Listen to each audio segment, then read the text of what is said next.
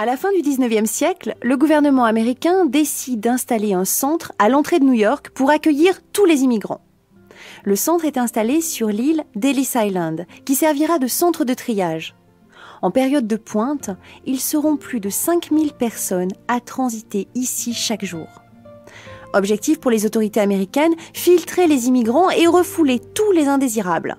Et ils sont nombreux, les indésirables, si l'on en croit la législation américaine.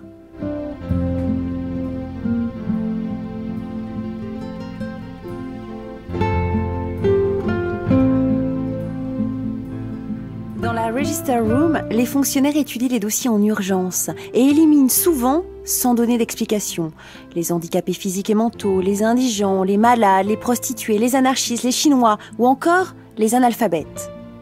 Pour certains, les rêves de liberté se brisent sur ce petit bout de caillou qu'on surnomme désormais l'île aux larmes. Il faut imaginer le flot permanent de familles venues des 4 coins d'Europe qui se déversent ici quotidiennement.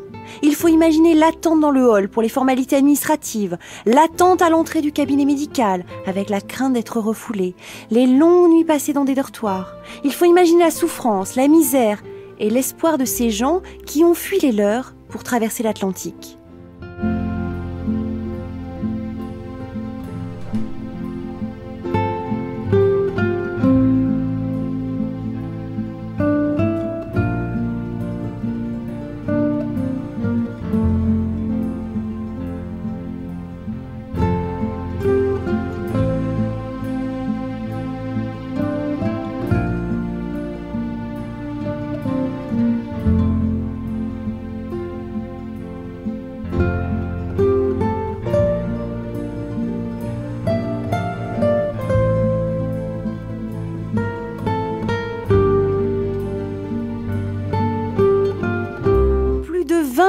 D'immigrants ont transité par ce lieu, le ventre noué par l'angoisse, le cœur gonflé d'espérance.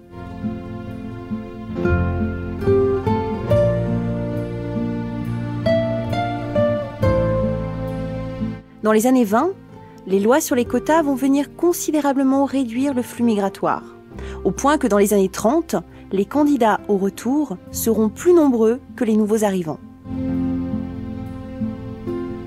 Un musée qui accueille aujourd'hui 2 millions de visiteurs par an. Un musée qui redonne vie à l'histoire de ces immigrants et qui permet de mieux comprendre le melting pot à l'origine de la nation américaine. Car il ne faut pas l'oublier, aujourd'hui, 40% des Américains qui vivent aux États-Unis ont un ancêtre qui est passé par Ellis Island.